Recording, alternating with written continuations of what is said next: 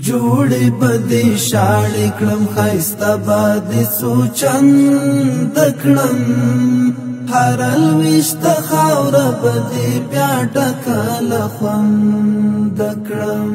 معاون اقتصادی ریاست الوزراء از بند کجکی بازدید نمود. محترم ملا عبدالغنی برادر آخوند معاون اقتصادی ریاست الوزراء به تاریخ 27 ماه حمل سال 1403 خورشیدی حین سفر به ولایت هلمند از بند کجکی بازدید نمود. معاون اقتصادی ریاست الوزراء از اقدامات مسئولان پروژه بند برق کجکی قدردانی نموده برای پیشرفت در امور پروژه یاد شده به آنان توصیه های لازم دادند.